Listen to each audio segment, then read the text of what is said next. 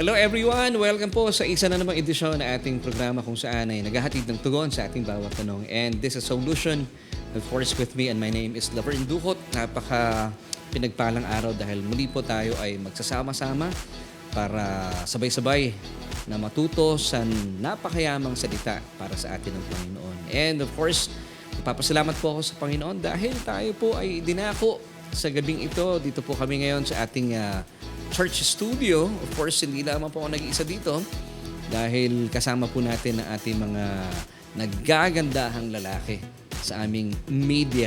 Amen. Of course, binabati ko si Kuya Natnat Peralta, ang napakahusay po naming at walang sablay na bahagi ng aming media. Of course, kasama rin po niya si Kuya Eman at papasalamat kami sa Panginoon dahil sa matagal na panahon.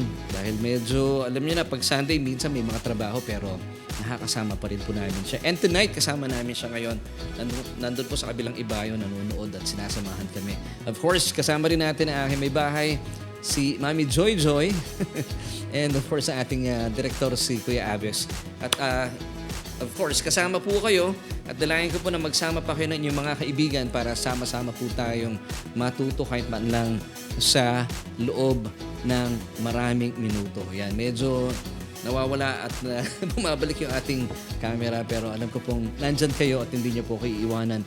And tonight, alam natin na ilang araw na lang po ay sasapit na naman ang araw ng mga patay para sa mga kababayan natin. Yun po yung lagi nating pagturing o pagtawag pag sumasapit ang November 1, November 2. Of course, ang November 2 ay araw, kung hindi ako nagkakamali araw ng mga kaluluwa or All Saints Day. Hindi ko na maalala kung alin dun sa dalawa eh.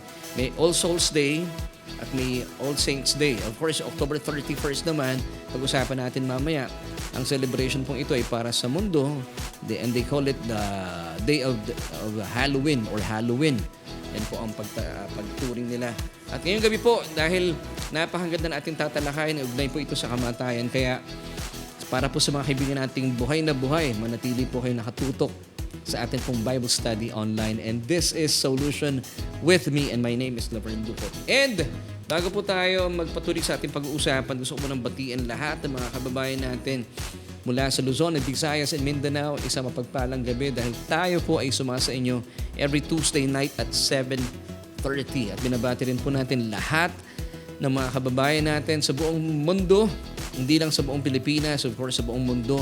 At kung kayo po ay nanonood ng ganitong oras, I'm so sure, iba-iba po yung ating time zone. Kaya ang aking pagbati po ay good morning, good afternoon, and of course, good evening. Binabati rin po natin ating mga jamming tonight. Of course, unahin na natin ang Paganpan family at kasama natin si Brother Ruel at ang kanyang buong pamilya. Of course, Sister Marisa. Maraming salamat for joining me tonight. Sister Corazon Balikas, mapagpalang gabi rin po sa inyo. Of course, kay Bro Makoy Alcantara at of course kay Sister Jackie. Hello. Binabati po kayo ng buong team namin ngayon dito sa ating church studio. Kaya alis lang ni Ate Ina. At sabi ko, sayang. Kasi baka masyado na siyang gabihin. Pero salamat kay Ate Ina na sinamahan tayo kanina. Of course, binabati rin natin Brother Ricky Villarasa, Lucito. Sila po yung mga kapatid natin sa Taytay na nag-celebrate po ng kanilang 32nd anniversary last Sunday. At salamat po dahil kami po ay naging bahagi ng celebration. And of course, gusto kong pagpasalamat po sa Panginoon. Tayo po ay nakapag-minister sa Seed of Faith United Methodist Church sa Santa Maria, Bulacan. Salamat po sa kanilang administrative pastor, si Pastor Jesse Danauto. At of course, kay Brother Clive. At maraming salamat din kay Kuya Ferdy Geronimo na sila pong ginamit ng Panginoon para tayo po ay nakapag-minister sa Seed of Faith United Methodist Church sa Santa Maria or sa, tama ba ma? Santa Maria, Bulacan. At salamat din sa ating mga kapatid na of course kajaming natin every Tuesday night kina Brother Joel Rayo and Sister Sally Geronimo Rayo na sila po ay talaga namang ginamit po ng Panginoon for this event. And patuloy po natin binabati Sister Gina Congriano. Yes, magkaibigan na kami sa Facebook. Maraming salamat kapatid. Binabati rin natin sila Brother Philip Joshua Ballesteros Vitales na nasa Vietnam, kung di ako nagkahamali. Of course, maraming salamat for joining us tonight. Sister Imelda Ramos. Eto, bago tong taga-panood natin, Brother Albert Ojero. Maraming salamat. Bagong viewer natin, salamat kapatid at kami sinasamahan mo, of course. Sister Gigi Cristobal Mendoza, na-miss namin kayo nung Saturday. And of course, Mary Ann Ordonio Punsalan, maraming salamat watching from Hong Kong. And Sister Jackie, of course, Alcantara, Sister Nika Encarnacion, at sa kanyang hubby na si Kuya Jason, at sa lahat po ng bumubuo ng Taytay, of course, ng Gospel of Grace, the Gospel of Grace and Truth Christian Church, Taytay Rizal. Binabati rin natin. Of course, kasama natin Sister Norma Vitales, nandyan na, I'm so sure nandyan siya. Brother Joel Rayo, maraming salamat po for joining me tonight. Sister Medi Remo, blessed evening din po sa inyo. Sister Nolila Garcia Manikis, nandyan din of course, si Pastor Willie, na mga kasama natin on the 10th of November. Sila ay luluwas dito kay Eman para samahan tayo. Of course, ang Deborah Ministry sa panguna ni Mami Susan Cuevas. Nanonood si Mami Susan. Hello, Mami Susan. Thank you so much po. Brother Ruel Paganpan. At salamat po for joining me tonight. Si Sister Virgie Mananili. Yan. Of course, binabati natin ang ating first-time viewer, si Brother Albert Ojero. Maraming salamat. Abang siya ay nasa biyahe pa uwi. Yan. Maraming salamat, kapatid. Kakatuwa naman. Sino nagsabi sa'yo, Brother Albert, na manood sa ating programa? Please give us your comment. At binabati rin natin sila. Yon, nagpapa-shoutout siya sa SJC Media Team, si Brother Albert Ojero. And salamat po for joining us, Sister Luz Peralta, Brother Pau Angeles, Sister Meruela Corpus. Si Brother Pau ay watching from Canada. Wow, kalayo talaga, no? Napapa-wow ka kay Brother Pau. Wow. Thank you, Brother Pau. Sino nag-invite kay Brother Pau? Si Pastor Willie? Brother Pau, pwede pong pakilagay po sa ating comment section paano niyo po nalaman yung ating ministeryo. At salamat po for joining us tonight. Yan. Sino po itong ang super long hair? Ay, ikaw. Yan, of course, binabati natin si Ate Maria Ellen Mateo Lucito. Hello, ating principal from Taytay.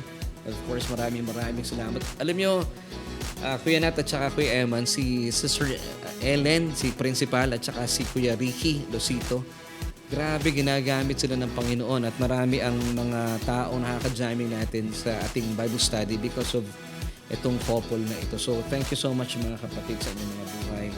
And Sister Andeng and Brother Alan, magandang gabi po sa inyo. At binabati rin natin si Sister Brother Andres Mendoza. Hello po sa inyo. Salamat po for joining us tonight. And siya nga pala, bago tayo magtuloy-tuloy, pwede na ba nating i-play yung ating advertisement? Dahil ito po yung nalalapit na, please pray with us and for us dahil on the 10th of November, may magaganap pong napaka-espesyal. So please, watch this.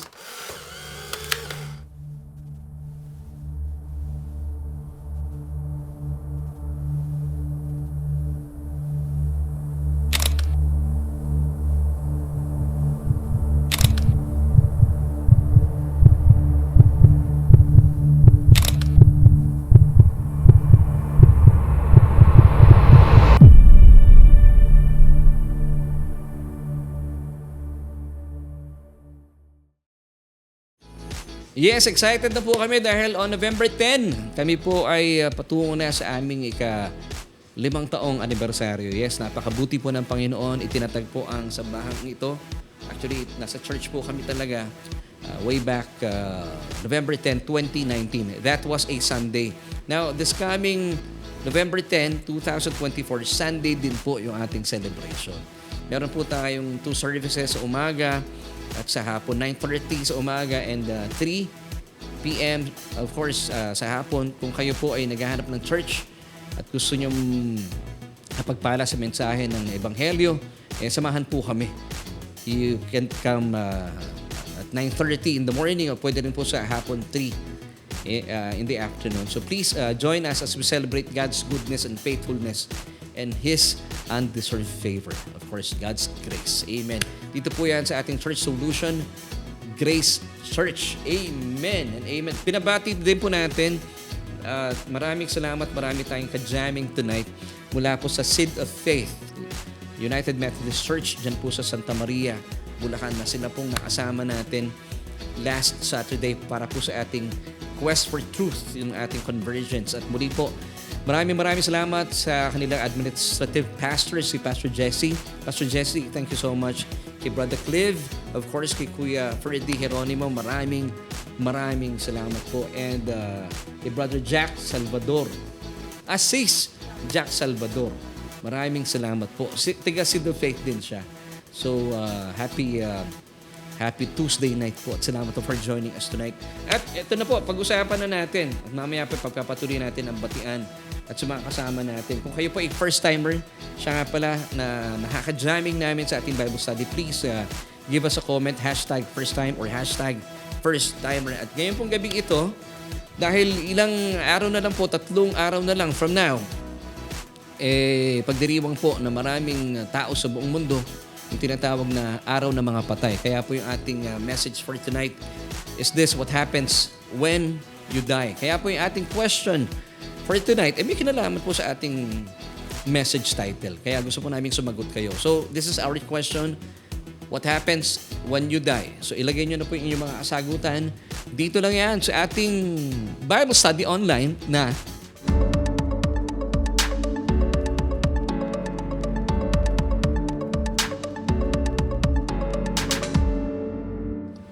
at nagbabalik po tayo dito yan sa ating programa. This is Solution with Laverne Duhot. Ako po ang inyong tagapanguna sa ating Bible study. At dahil, gaya po na sinabi ko kanina, ilang araw na lang mula ngayon, pag-uusapan na po. At alam nyo na, sa buong mundo ay tinatawag nating gugunitain na naman ang araw ng mga patay. So naisip ko lang, at alam ko ito po ay leading na banal na spirito. So alamin natin, ano nga ba mangyayari kapag ang isang tao ay sasakabilang buhay na? Talaga bang siya ay sasakabilang buhay na o siya ay sasakabilang kamatayan? Kasi depende po iyon, no? So sa gabing ipong ito, ay gusto kong samantalayan pong pagkakataon na ito dahil sa maraming tao po ay tila hindi nila nabibigyan ng pansin ang kanilang pupuntahan. Bagaman marami po sa mga tao, no, lalo pag sumasapit ang bagong taon, napapagplanuhan na kung saan sila magbabakasyon, pagsapit ng Enero o kaya Pebrero especially.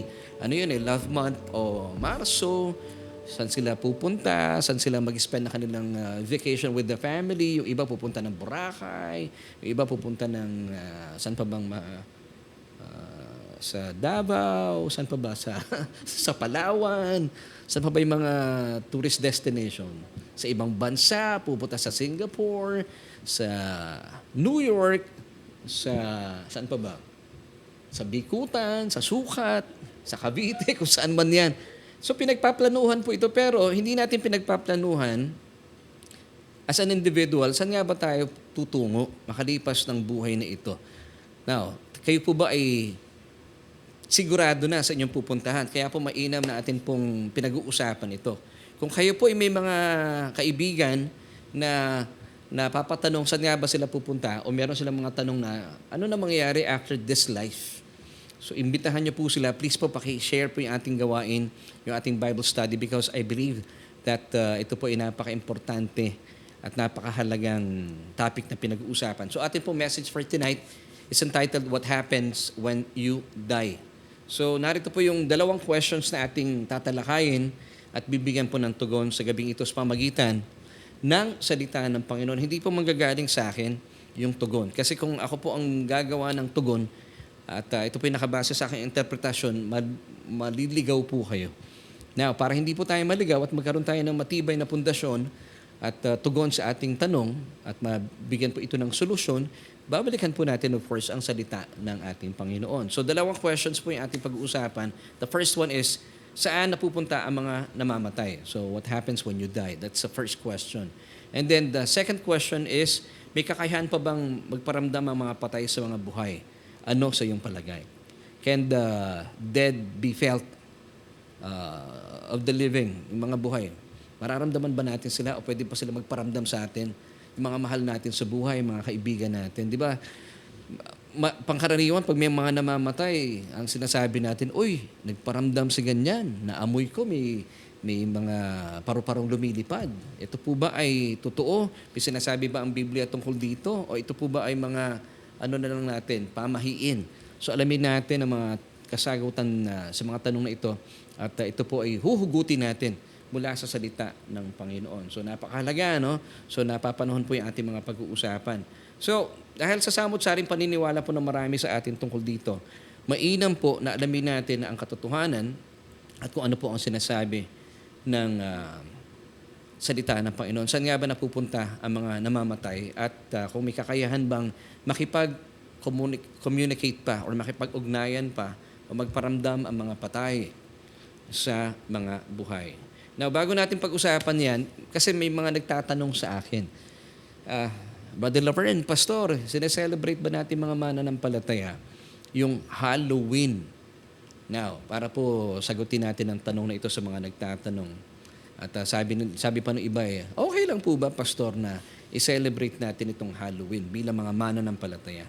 Alam niyo po, para sa akin, ang Halloween po ay hindi natin dapat ipinagdiriwang or kung tatawagin nilang ginugunita. Dahil ang Halloween po ay hindi po ito para sa mga mananampalataya. Ito po ay pinagdiriwang ng mundo. Mundo, mga pagano, sila mga walang relasyon sa Panginoon. Tawagin na lang po natin sila mga unbeliever. So, hindi po itong Halloween ay hindi po para sa ating mga mananampalataya. At ang Halloween po, o yung the day of Halloween ay pinagdiriwang ng mundo tuwing October 31st. Now, alam niyo po, anong tawag dito? Ano yung word na pwede natin gamitin kay Satanas? Napaka-cunning ni Satanas. Alam niyo po ba yung October 31st, FYI, for your information? Hindi po alam ito ng maraming mananampalataya. Of course, hindi to alam din mas marami pa ng mga hindi mananampalataya. Pero talagang pinorvert po ng kalaban itong araw na ito. Alam niyo po ba yung October 31st, para po sa ating mga mananampalataya, dapat ipinagdiriwang po natin ito. Hindi yung Halloween, kundi yung Reformation Day, na kung saan tayo po mga mananampalataya, ito po yung panahon na kung saan ay ipinaskil po ni Martin Luther yung 95 thesis niya sa sambahan ng Castle Church in Wittenberg, Germany. Kung saan po dito ipinakilala niya ang kanyang pananampalataya na ang kaligtasan as pamagitan ng biyaya kay Kristo lamang. So dito po ay talagang pinapakita niya yung kanyang 95 thesis na pinapasinungalingan niya at nagpoprotesta siya against the Catholic Church. Kaya nga po may tinatawag na protestante, na kung saan sabi ni Martin Luther at nabuksan ang kanyang isipan na hindi ang kaligtasan matatamo sa pamagitan ng gawa ng tao. So dito po pinanghawakan niya talaga na ang kaligtasan ay biyaya at matatamo kapag kayo po ay nanampalataya. So pinapanghawakan niya rin po Ephesians chapter 2 verses 8 till 9 na ito po ay salungat sa paniniwala ng mga Katoliko. Kaya nga po dito po sa panahon ito, October 31st, 1517, napakatagal na po panahon. Sa panahon natin ngayon, 2024, if we will do the math, nasa 500, tandali lang, babalikan ko yung aking nasa 507, kung di ako nagkakamali, years na po itong Reformation Day. Ganon na po katagal. Na dapat sana ito po yung sineselebrate natin because this is the day kung saan napalaya po yung mga maling katuruan mula po sa kadiliman ng katuruan na ito na sinasabi ng panahong yon ng mga Katoliko na ang kaligtasan ay matatamo mo sa pamagitan ng iyong gawa. Pero dito po nabuksan ang isipan ni Martin Luther na dating mongha or monk mula sa maling katuruan ito at sabi niya pinahawakan niya ang salita ng Panginoon. Kaya nga po nagkaroon ng Reformation Day. So isipin niyo this happened October 31st, 1517. Pero hindi po ito alam na maraming mananampalataya. Pero ang isipan na marami sa atin, ano yung October 31st? Bisperas ng November 1. Halloween. Kita nyo na, napapervert po ng kalaban itong napakaganda sana at makasaysayang araw na ito. Pero I would encourage you, ito pong araw na ito, gawin natin special na araw. Ipagpasalamat natin sa Panginoon dahil dito nga po sa araw na ito ay ipinaskil nito ni Martin Luther ang kanyang 95 Theses bilang kanyang protesta laban sa Catholic Church. Amen. So napakaganda pala ng October 31st na kung saan sana po matigil na rin. Maraming mananampalataya, nagko-compromise. Nandun sila sa Halloween. Sasabihin nila, pastor, wala namang mawawala. Celebration lang naman po ito ng Halloween. Actually, marami pong mawawala po sa inyo kasi ina-advertise po ninyo yung gawa ng kalaban. Instead, i-advertise natin yung napakagandang ginawa ng Diyos pamagitan ng buhay ni Martin Luther na kung saan nabuksan, sa pamagitan niya nabuksan po ang maraming mga mananampalataya sa tunay na katuruan ng Ebanghelyo ng ating Panginoong Hesukristo, that by grace we have been saved through faith in Christ Jesus. So, ngayon pong panahon ito, sa darating na October 31st, 2024, nasa ika-507 taon na po itong Reformation Day. Amen. Praise God. So, dito na po, balikan na natin yung ating katanungan. At alamin natin po sa ating topic tonight, what happens when we die or when you die. Now, dalawa po ang sagot ng Bible dito. Anong mangyayari sa tao kapag siya po ay namatay na? Yung una, kung kayo po ay isang mananampalataya, definitely, kayo po ay pupunta sa piling ng Panginoon. Now, is that good news? Pakilagay nga po sa ating comment section. Di ba? Good news yun eh. Kasi dito po sa mundo natin, bagsak na kalagayan, of course, ang mundo po natin, bagaman nandito tayo bilang mananampalataya, kahit madilim ang mundo, pero para sa atin ito po ay nagliliwanag dahil kay Kristo. Pero kapag tayo po bilang mananampalataya ay lumisa na sa mundong ito, masasabi natin talagang sumakabilang buhay. Kasi mas maganda yung buhay na ating haharapin makalipas ng buhay na ito. Buhay na ganap at kasiyasiya. Pero pagkalipas po ng buhay natin sa mundong ito, talagang mga buhay na sobrang kasiyasiya at walang hanggang kasiyahan dahil kapiling na natin ng Panginoon. 2 Corinthians 5 verse 8 tells us, we are confident, yes, well pleased rather to be absent from the body and to be present with the Lord. Kasi po may mga katuruan ngayon na lumalaganap, sinasabi nila, pag namatay daw mananampalataya, wala pa yung tulog lang. Hindi po. Kung kayo po ay lumisa na sa mundong ito, definitely, kung kayo po ay isang born-again Christian, kayo po ay regenerated, nagkaroon ng buhay na maguli, kayo po inanampalataya sa ating Panginoon Hesukristo. Abay, makakapiling niyo na po forever ang ating Panginoong Hesukristo. Amen. Samantala, para naman po sa mga taong walang relasyon sa ating Panginoong Hesukristo, sila po ay pupunta sa lugar na kung saan ang uod at ang apoy ay hindi po mamamatay. Kaya nga po ginagawa natin ng Bible study. And at the end of our Bible study, ay ini-encourage po natin mga nanonood sa atin na wala pang relasyon sa Panginoon na tanggapin ang Panginoon bilang kanilang tagapagligtas. Dahil kung kayo po ay mamatay at wala pong relasyon sa ating Panginoon Hesukristo, ito po ang inyong kasasapitan. Meron bang Bible verse? Yes, meron po. Mark chapter 9, verses 47 until 48. And if your eye causes you to sin, pluck it out. It is better for you to enter the kingdom of God with one eye rather than having two eyes to be cast into hell fire. Verse 48, where the worm does not die and the fire is not quenched. So malino po, yung hell, meron talagang hell. Samantala, marami ng relihiyon sa ngayon, sinasabi nila, wala ng hell. Meron po. At doon po dadalhin, actually doon po ibubulit. Hindi po Diyos ang nagdadala sa tao sa hell, ha? Ang tao po nagdadala sa kanya sa hell. Kasi bakit po napupunta ang tao sa hell? If you keep rejecting the offer of salvation of God. Kung nire-reject nyo po at hindi nyo tinatanggap ang kaligtasan, libre po yung kaligtasan actually. It's through His Son, Jesus Christ. Pero patuloy mong nire-reject siya, sinasabi mo, hindi ko kailangan yan. Mabuti naman ako. Marami akong ginagawa mga charity sa mga tao. Hindi ko kailangan ng biyaya ng Panginoon. Now, if you keep on rejecting the grace of our Lord Jesus Christ, now, kayo po ang nagbubulit sa sarili ninyo sa impyerno, hindi po ang Diyos. Kasi po ang Diyos gusto kayo makasama sa piling niya. Ngayon, paano kanya isasama sa piling niya kung ayaw mo? Hindi po pwedeng pilitin kayo ng Diyos kasi meron po kayong kanya-kanyang will.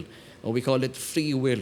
Now, mahal po kayo ng Diyos at dahil mahal kayo ng Diyos, nire-respeto po niya ang inyong free will. Now, pinurpursue po ba niya kayo?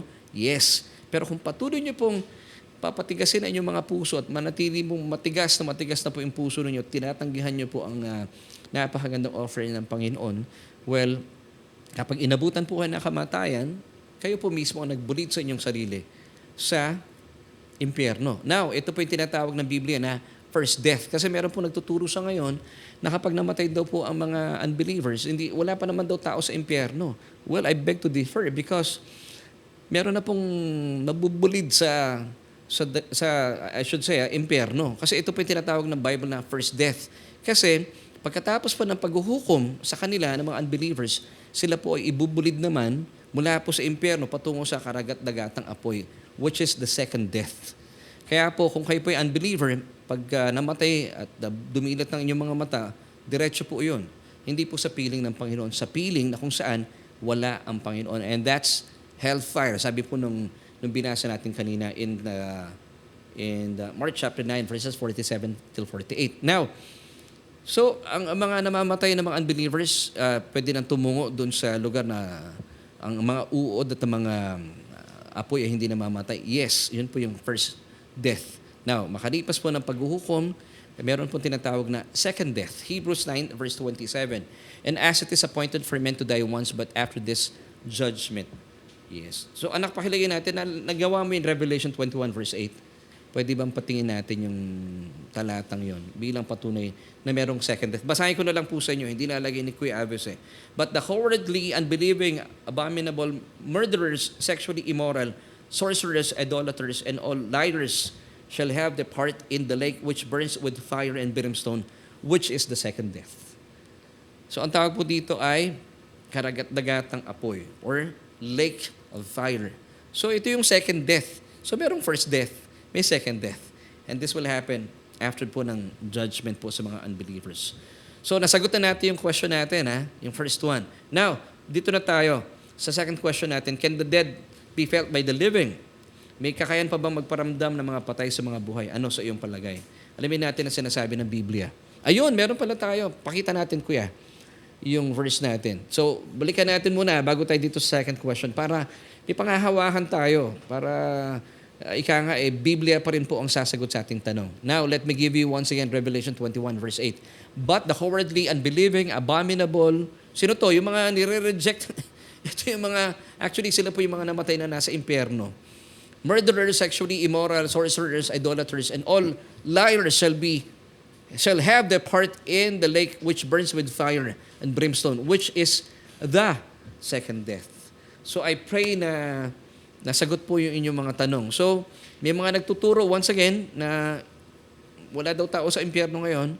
Well, I believe meron. Yun nga po yung first death. Then, after the judgment, sila po ay bubulid na. Once again, hindi po ang Diyos ang nagbubulid, sarili nyo. Kung kayo po ay patuloy nyo nire-reject ang napakagandang offer niya, salvation ng Diyos, well, kayo po ang naglalagay sa inyo sa sarili nyo. And then, kung kayo po ay nandito na sa first death, meron pong second death, which is the lake of fire. Now, sagutin natin yung ikalawang tanong. Pwede bang magparamdam yung mga patay sa mga buhay? Usually, ito yung tanong pag may sumasapit na yung araw ng mga patay. So, alamin po natin sinasabi ng Bible. Hebrews 9, verse 27 muna tayo, Kuya. And as it is appointed for men to die once, but after this, judgment.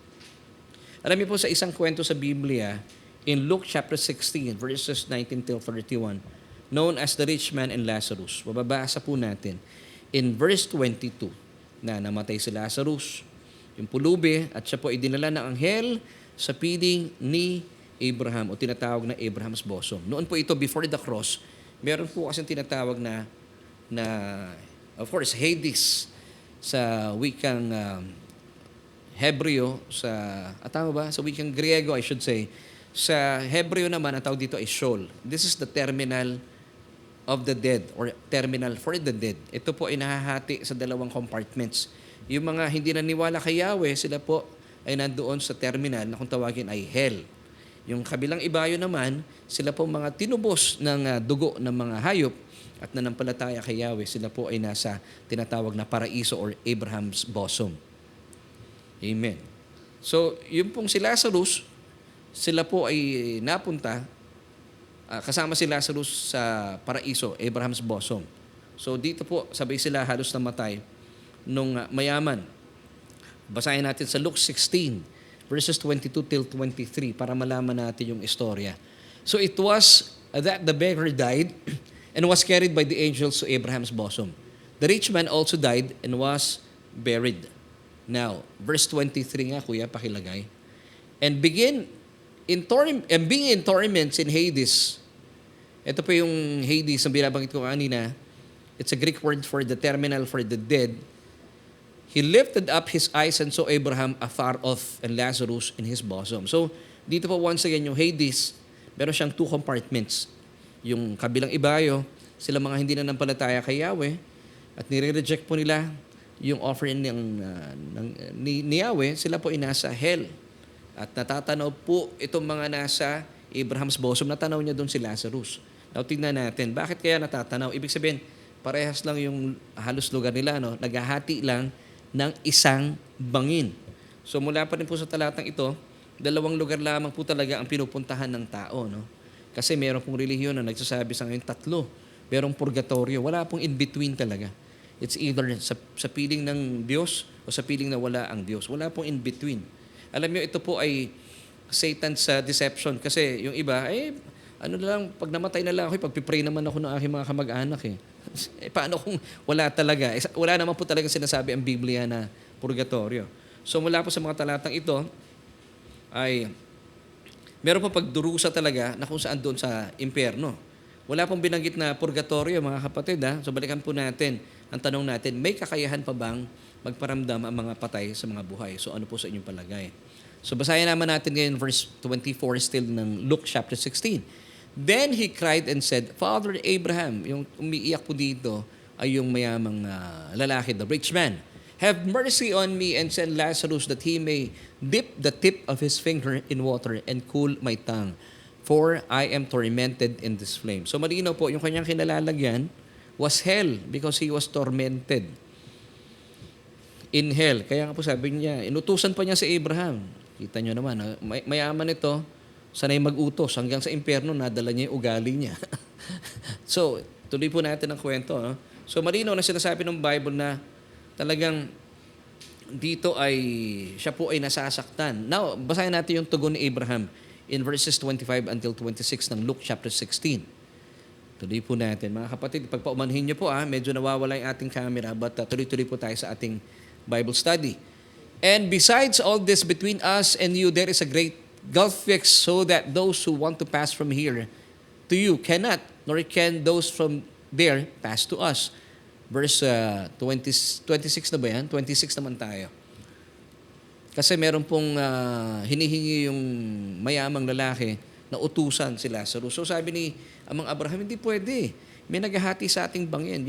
Yung nasa lugar mo, hindi pwedeng tumawid mula dyan patungo rito. At yung nandito naman sa kinalalagyan namin, hindi pwedeng tumawid patungo sa iyo. Dahil meron pong bangin na namamagitan sa atin. Now, so from these verses, malinaw po na talagang hindi pwedeng makapanumbalik ang patay mula sa o magparamdam ang patay sa mga buhay. Kung doon nga po sa kanilang kinalalagyan sa Hades ay walang kakayahan na lumipat ang isa sa kanyang lugar patungo sa anbawa mula sa kinalalagyan ng mayamang lalaki sa impyerno patungo doon sa tinatawag na Abraham's bosom. Hindi kakayanin.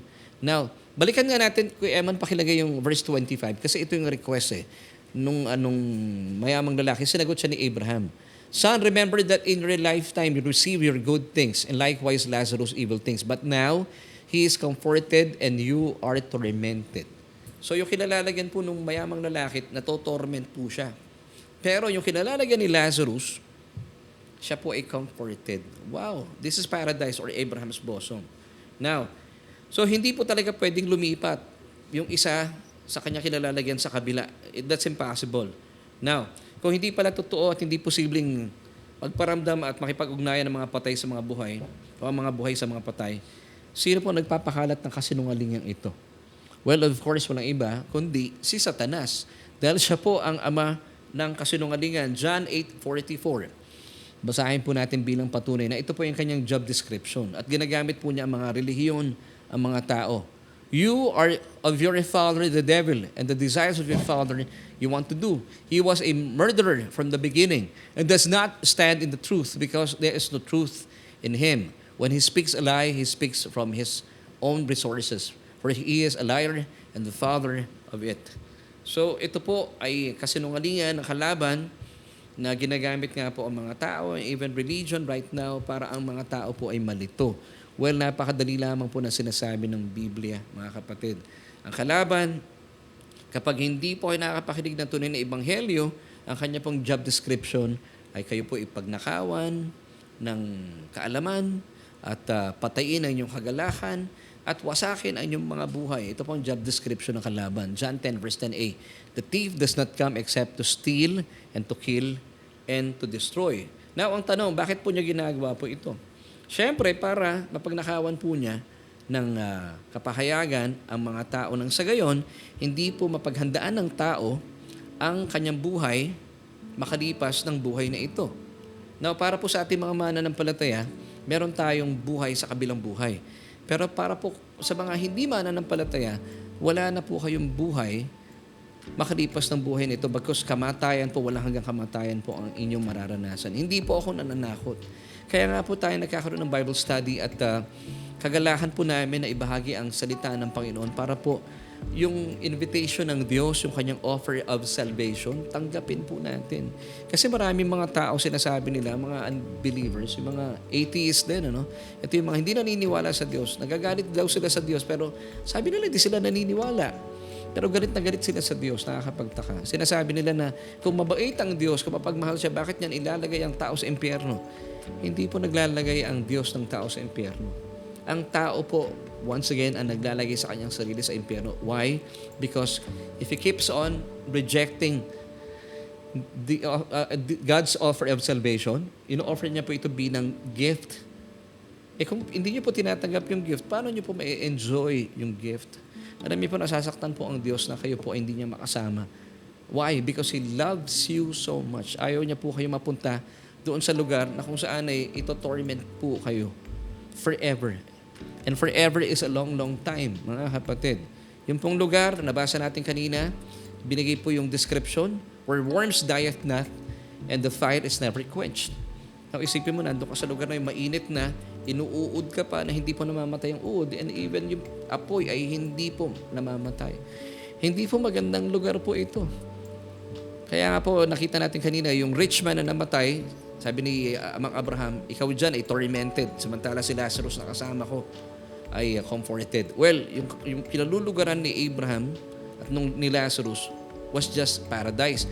Pero tayo po mga mananampalataya, after Jesus was raised from the dead, abay, ito po mga nasa paradise, sinama na po niya sa piling niya sa langit. Kung kayo po ay babawian ng buhay sa ngayon, well, makakapiling niyo po kaagad ng Panginoon sa langit. Talaga pong sobrang comfort po ang mararanasan niyo doon.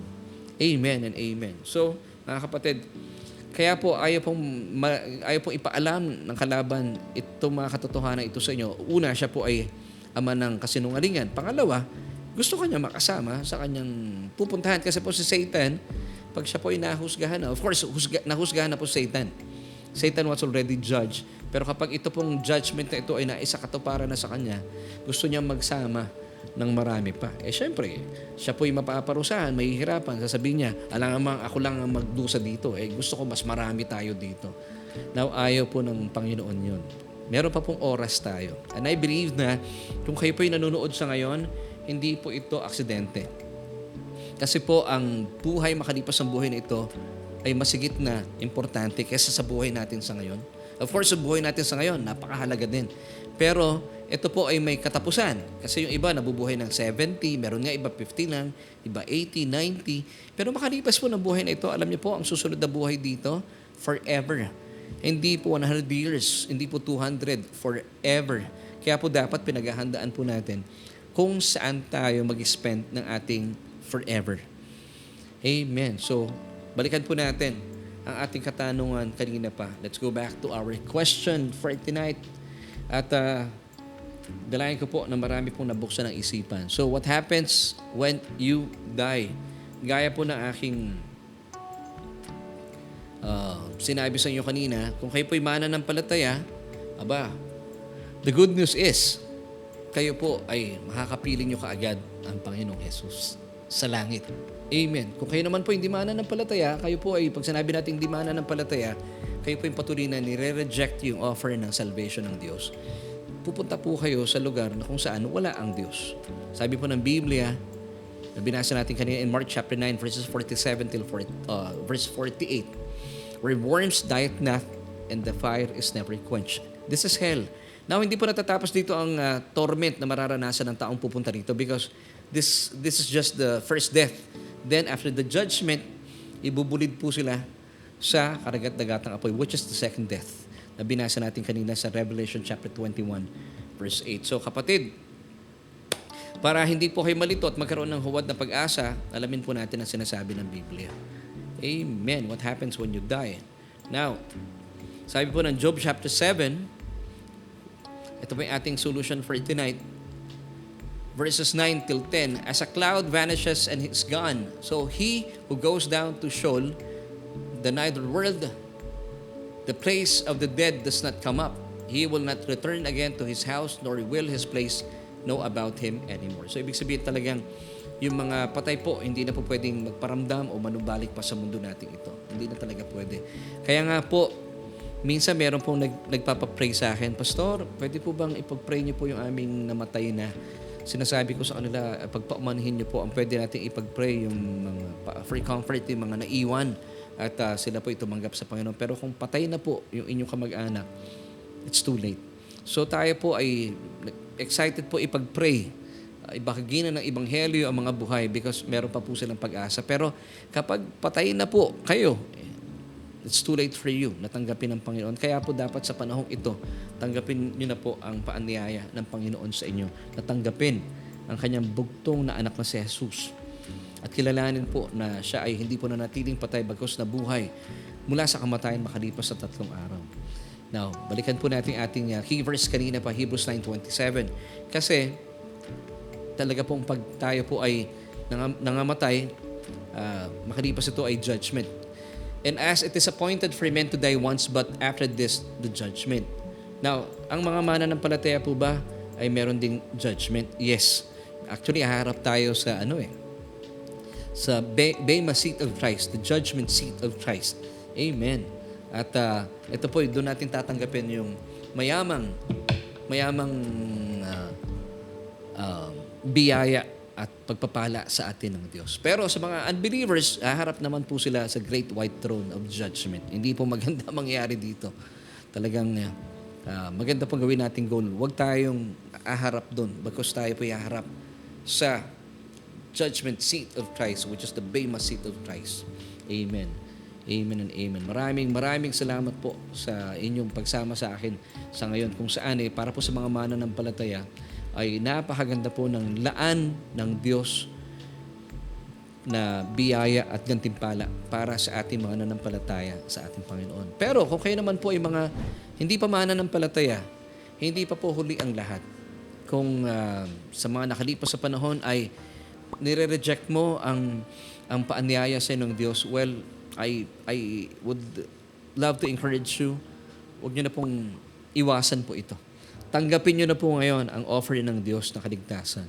Sabi po ng Romans 10 verse 9 that if we confess with our mouth the Lord Jesus Christ and believe in our hearts that He was raised from the dead, you shall be saved. Ganun po kasimple. Ganun po kasimple ang sinasabi ng salita ng Panginoon. All you have to do, open your mouth, magpipray po ako, and then sabayan niyo po yung aking panalangin na bukas ang inyong puso na nananampalataya po kahit naniniwala kayo na ang ating Panginoon Jesus ay hindi po siya nanatiling patay bagkus siya po ay nabuhay mula sa kamatayan. Alam niyo po epekto nun? Kayo po ay maliligtas. Yes, that's simple. So, shall we pray? Pwede po ba natin gawin yan? Sige po, sabihin niyo po ito mula sa inyong puso. O Diyos, kinikilala ko ang aking sarili. Apart from you, wala po akong magagawa. Kaya naman, kinikilala kita at tinatanggap kita, Jesus, simula sa gabing ito bilang aking Panginoon at sariling tagapagligtas. Dahil naniniwala po ako na sa iyong kamatayan doon sa krus ng Kalbaryo, winakasan na at pinawi na ang kasalanan ko. O Diyos, maraming salamat po sa inyong kaloob na kaligtasan. At ito nga po'y aking tinatanggap. At salamat po dahil ito po'y inihatid mo na sa akin. At ang kaligtasang ito ay mananatili dahil ang aking pangalan ay nakasulat na sa aklat ng buhay. Ito po ang aking panalangin at pagpapasalamat sa pangalan ni Jesus. Amen at amen. Kung kayo po ay sumabay sa panalangin ito, manampalataya po kayo po iligtas na. Kung sakasakali pong bawian kayo ng buhay sa panahon ngayon, tiyak po, kayo po ay kasama nyo na ang Panginoong Jesus sa kalangitan. Yun po yung pinakamabuting balita doon. Amen and amen. Now, para naman po sa ating mga kapatiran, and I pray na nagbigay po ng linaw sa atin ating mga pinag-usapan. Para po sa atin bilang mga mananampalataya, sabi nga ni Apostol Pablo, for me to live is Christ and to die is gain. Mabuhay ka man o mamatay ka man, talaga naman pong ito po ipakinabang sa atin. Well, of course, ang inaabangan po natin rapture of the church. But sabi nga ni Apostol Pablo, whether you live or die, tayo po ay talaga naman, this is gain for us. For me to live is Christ and to die is gain. Amen and amen. So I would like to pray for you. At dalayan ko po sa pamagitan po ng ating Bible study tonight, napawi na po yung mga duda, pag-aalinlangan, anumang pong takot yan.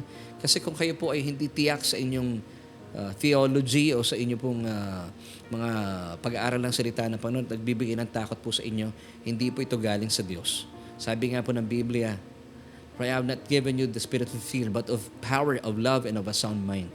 For God has not given us, Christians, the spirit of fear. Galing po kay Satanas yun but of power, of love, and of a sound mind. Ngayon, bakit po kayo tiyak na tiyak at may kagalakan? Because tama po yung Ebanghelyo yung ating napapakinggan. So I would like to pray for you.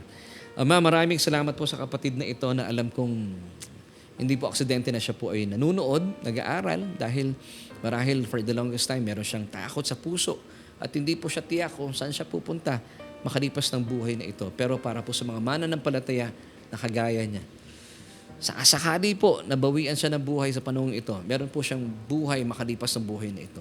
Salamat, Panginoon, dahil ang ganda po na nag-aabang sa amin na buhay.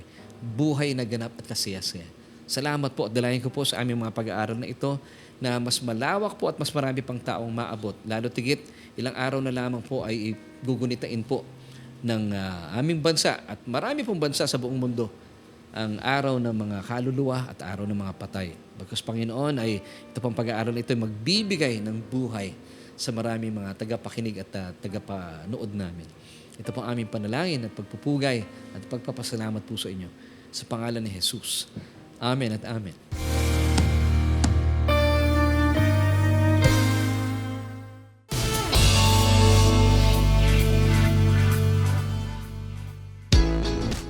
Well, nagbabalik tayo dito po pa rin sa ating Bible Study Online, and this is a solution with Laverne Ducot. Kayo po ba ay napagpala sa ating mga pinag-usapan?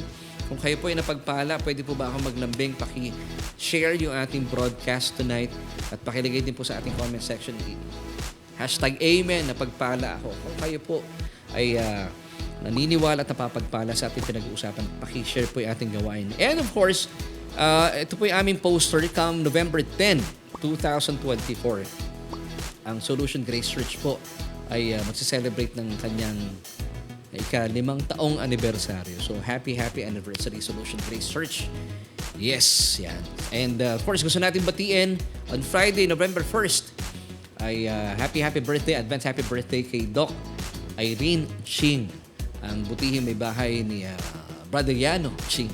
Yan. Nanonood ba si Doktora ngayon? We're hoping na nanonood si Doktora. Happy birthday, Doktora. And binabati rin natin happy watching po kila Brother Robert, kay Sister Josie Gallon. Thank you po for joining us tonight. And kasama rin natin sa studio, biglang dumating si Ate Amiel. Hello, Ate Amiel. Yan. And of course, kasama pa rin natin sila Kuya Eman at saka si Kuya Natnat. Nandun sa labas, gusto yung pagbuksan ng pinto. Parang awa nyo na hindi siya makapasok. Yan. So maraming salamat. Kasi nakikita ko yung mga nasa pintuan. Yun. Salamat. Siyempre, batiin muna natin bago tayo magtapos ang ating mga kaibigan. Salamat po for joining us tonight, Sister Lonila Bautista Buenafe. Alam ko darating si Sister Lonila, di ba? Sa ating celebration. And good evening po, Sister Carmelita Mendoza Hanoras, Salamat po sa inyo. Of course, si Brother Ricky Losito, of course, lagi natin kasama every Tuesday. Sila Sister Anna Manalastas, Brother Ewat Manalastas. By the way, happy wedding anniversary sa kanila. At kila Sister Anding at Brother Alan, happy wedding anniversary din po sa inyo. Nagamit na ba nila, Sister Anding, yung kanilang napanalunan? Ay, hindi pa. Yun, so soon malapit na yan. Binabati rin natin. Thank you for joining us tonight. Sister Sally Geronimo Rayo, maraming salamat po sa inyo. Sister Tess Donela Estanislao, si Pastor Willie Teongson Laigo, kay Kuya Makoy Alcantara, amen, ang sarap sa pakiramdam pero malungkot at the same time para sa mga ayaw maniwala. Oo nga eh. Pero Kuya Makoy, alam ko yung buhay mo din gagamitin ng Panginoon para mas maraming makarinig ng salita ng Panginoon. Amen. Maraming salamat po sa inyong buhay. Brother Fidel Gabiola, maraming salamat po for joining us tonight. Joel and Lon Castro, salamat po for watching tonight's episode. Of course, Sister Lilibet Ignacio Cristobal, amen. Ayan, salamat po sa ating mga kaibigan na nanonood. We pray for the living. Yan, sabi ni Brother Robert Galon. Opo, totoo yun. You should pray for the living. Pero yung mga nakalibing na, hindi na natin pwede ipag-pray yun. Hindi ko yun, Yung mga living, yung victory, yung vidon, living, yung buhay pa, we need to pray for them. Pwede pa silang tumanggap sa Panginoon. Pero yung mga nakalibing na, hindi na po talaga pwede. Kaya po samantalahin natin ang napakagandang opportunity na ibinibigay sa atin ng Panginoon. Good evening din po kay Sister Ruth Katakutan. Yes and amen, sabi niya. Sister Rose Marie Kasoko. Nandyan din sila Sister Medi Remo and Sister Gina Matubio Hungriano at Sister Lori Ibanez or Ibanez Amistad. Sister Dang Guevara, si Joyce Sailon. Ayaso na ba si Joyce? Hello Joyce, kumusta ka na? And we hope to see you soon. May asawa na pala si Joyce. Ayaso. Yan, Ayaso na siya ngayon. Sister Carmelita Mendoza Hanoras, maraming salamat po for joining us tonight. Sister Linden Makaraeg. Tiga Batangas si Sister Linden, no? Si Brother Ken Fajardo. Bro Ken, we hope to see you on the 10th of November. Sana makasama ka natin sa ating anniversary. Sino pa? Naku, si Sir Jose. Ayan. Hello, kapatid, Tagal na kita dito sa church, ha? November 10. Bago ka man lang, lumipad ng Estados Unidos, makasama ka natin.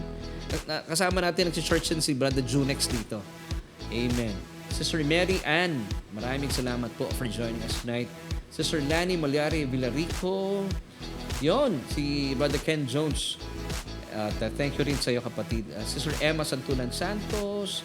Sabi naman ni Sister Ruth Katakutan, salamat po Pastor Lorenzo Malino na katuruan ng salita ng Diyos tungkol sa kamatayan.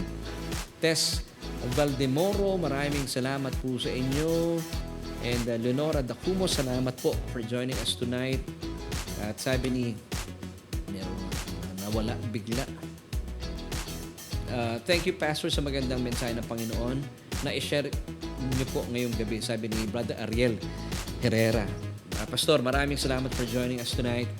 And Sister Marisa Remo Paganpan, maraming salamat po. And of course, siya pala, shout out lang, special thank you sa mga kapatid natin sa leadership ng Gospel of Grace and Truth Christian Church.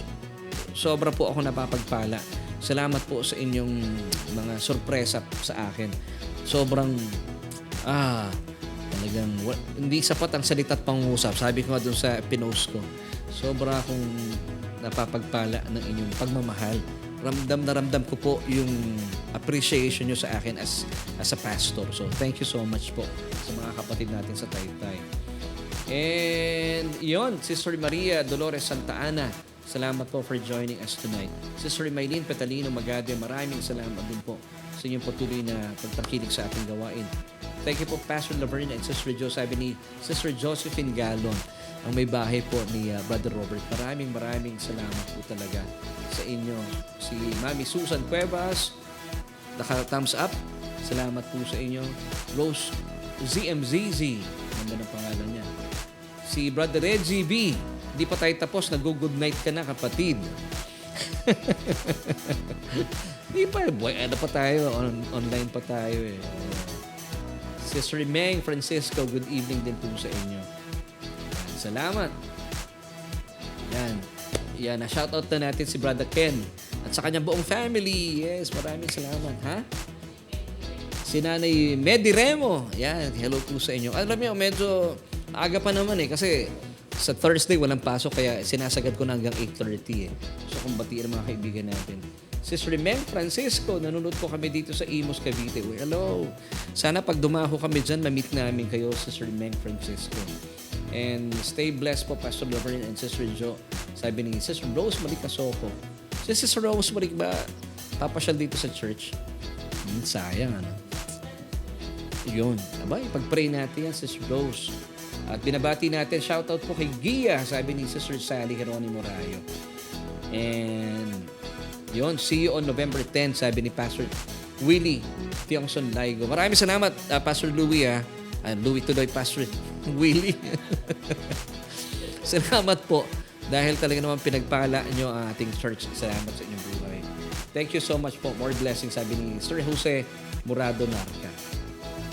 And si Kuya Arnel Villamanto Flores nanonood. Kapatid po siya ni Ate Amel. And sabi ni Mary Ann Ordonio Punsalan, balikan ko yan mamaya. Salamat kay Sister Mary Ann. Kasi talagang pinapanood niya yung ating episode. Ano? Salamat po sa inyo. Yun. Well, it's 29 minutes after 8 at kami po ay pansamantala magpapaalam and hindi natin alam kung magkakaroon po kami ng break dahil alam niya na medyo marami tayong kailangang asikasuhin. Pero abang-abangan nyo po sa mga susunod na panahon. Magpapatuloy po ang ating gawain, ang ating Bible study online, Solution with Laverne Ducot. But please, gusto po namin kayong makapiling. Kung kayo po ay naghahanap ng church, every Sunday, of course, pwede nyo pong isaalang-alang ating church na samahan kami sa ating pananambahan. Solution Grace Church, kami po ay matatagpuan sa Unit 1140 Maria Sarao Building, CV Star Avenue, Pamplona 2, Las Piñas City. At on November 10, kahit pa November 3 pa lang, you may join us sa atin pong celebration. Now, kung kayo po ay gusto nyo pa ng iba pang mga detalye, you may get in touch with us sa atin pong Facebook fan page. Amen and amen. At masaya po kaming makapiling kayo at samahan kami sa ating pananambahan every Sunday morning. Amen. At mula po sa aking programa, kami po ay nagpapasalamat kasama po ng aking mga kaibigan dito. Of course, si Mami Jo, si Kuya Aves, ating directors. Salamat din kay Ate Amiel, kay Kuya Natnat, kay Kuya Eman. Kanina kasama natin si Ate Ina. At mula po sa amin dito, nagpapasalamat kami for joining us tonight. At bilang pagtatapos, nais ko pong iwan sa inyo ang 3 John chapter 1 verse 2. Beloved, I wish above all things that we may prosper and be in health, even as your soul prospers. Bye!